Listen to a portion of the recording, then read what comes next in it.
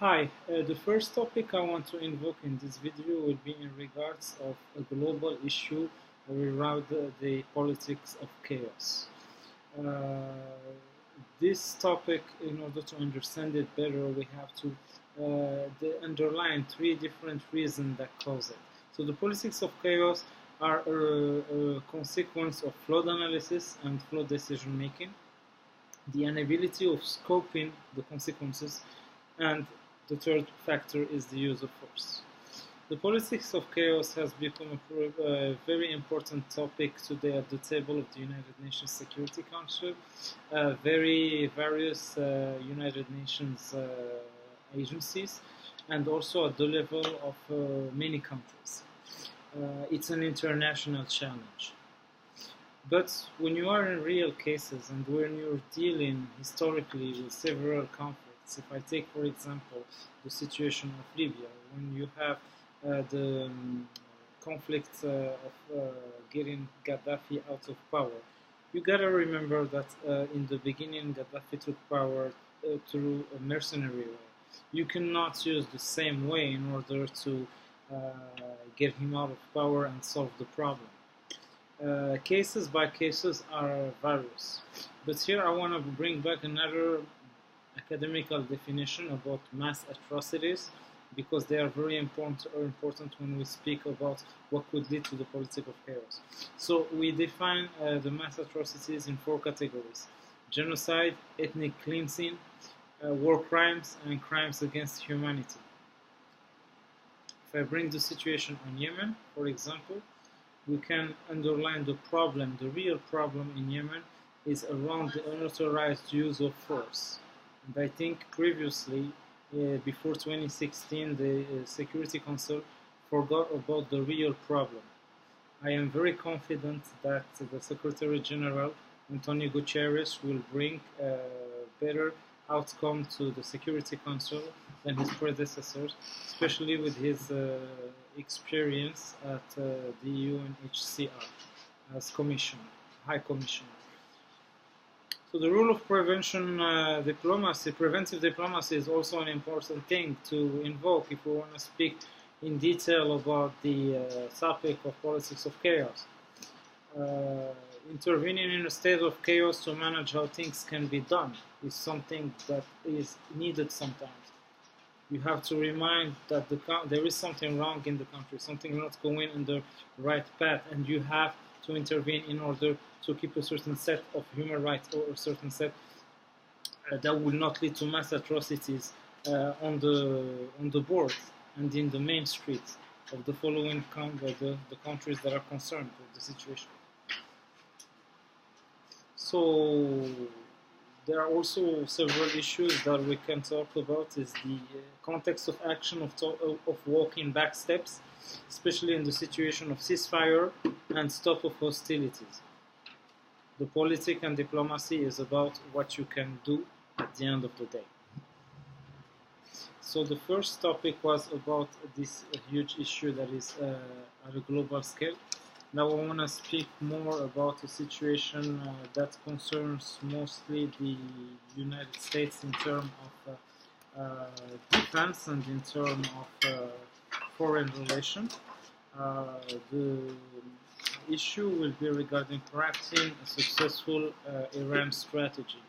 I do believe that improving the sanction versus Iran is back to the table in Congress.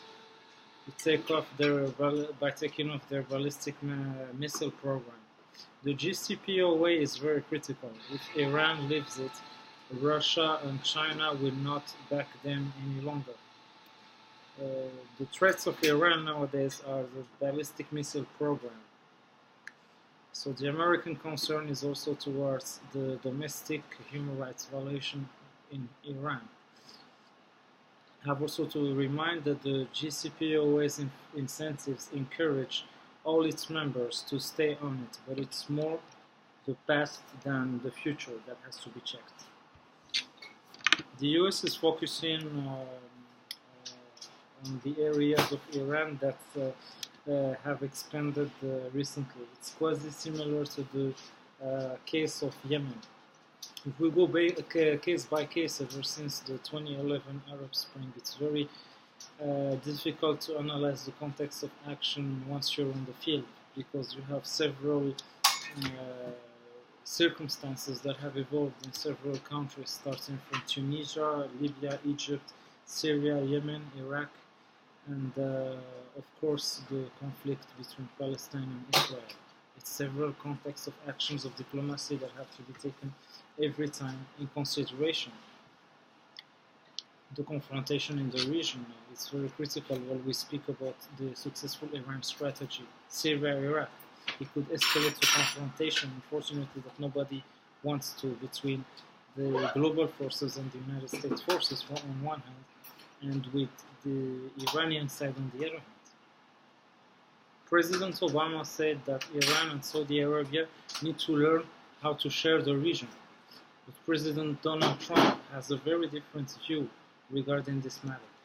Perceiving Iran from the inside, internal politics and society, is very important to understand the problem and to better the outcome when we speak about peace in the region. The United States should counter both Iran and Saudi Arabia's efforts to spread their influences through the region. The focus of Democrats in Congress was about that. Republicans have said that Saudis are our allies, Iranians are not our allies, which is very close to the current approach. But to my opinion, the United States have to keep a close eye in the region without interfering with the domestic policies of Iran as of right now. There is also the situation of the Persian Gulf that can be involved when we speak about Kuwait and Iran. That is very geopolitical. Saudi Arabia have done well in their anti-terrorist policy and at an internal level. The foreign policies issues of the US now in the region are usually focused regarding economical issues predominantly. As far as bipartisanship goes, there is a possibility to work it out in the context of foreign policy and foreign security angle, according to several members in Congress. So I want also to invoke here a very important topic that could not just be related to the United States and could be more from a global angle. It's in regards of the return to the Marco Polo's world and the Silk Road of China that have been brought at several levels of think tanks and discussions. China and India are two big civilizations that have been divided by the Himalayas. Once together in history during they were once together in history during the Opium War. Their military technology has put China and India in a huge geopolitical rivalry, and the Western civilization is not being destroyed, rather it is being dispersed. Europe is separating both with the Boreal continent from Gibraltar to Vladivostok is still resisting. Europe goes in boundaries until the sub-Saharan world. North Africa is part of the European state and identity that often goes until antiquity. Very hard to define, because if we speak about antiquity, we have a lot of factors. The 3,000 years of the pharaohs, going from the first dynasty to the settlement in Memphis, and the coming back in the region of Giza in Cairo. Speaking about that time is also bringing the Greek culture, the Greek mythology, the great achievements of Alexander the Great of Macedonia. So I speak also about Iran to bring it back in this context of action in the Silk Road.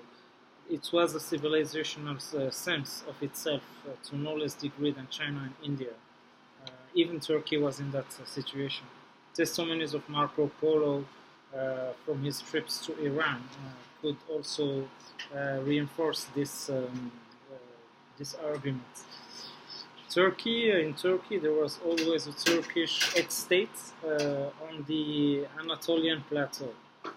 So making Turkey and Iran as a centered civilization and having many countries in rotation around them. Azerbaijan, Uzbekistan, Turkmenistan. If we exclude the ex-USSR influence, these countries were always relatively around the two main countries in the region, Turkey and Iran, the two cultures, I would say.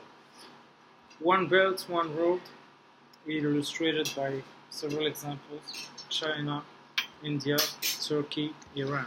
Aspirational, and more than that, it's declarational. As Europe disappears in this theory of Marco Polo, Eurasia coheres.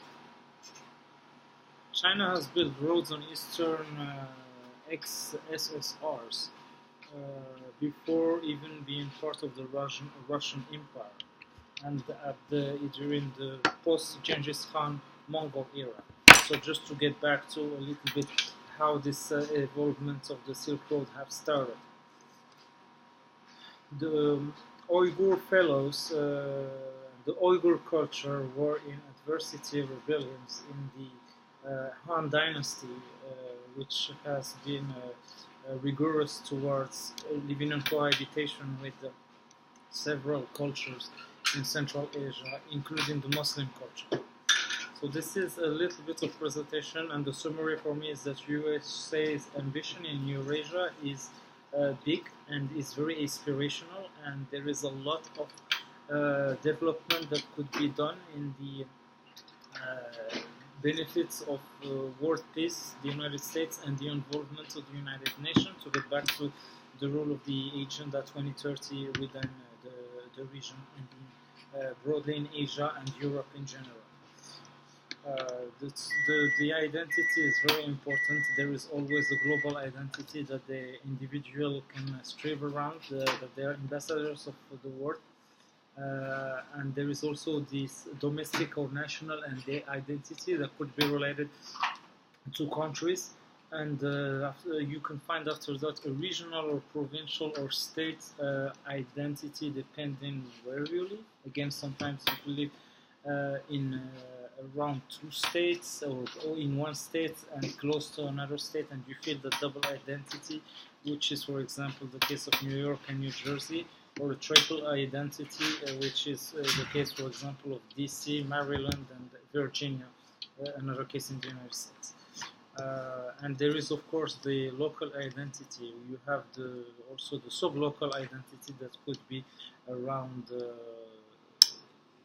boroughs, but the borough sometimes, in the case of New York, could represent itself a local identity because of the area and the dimension of the 5 boroughs that are considerably bigger compared to the cities that are around the area itself.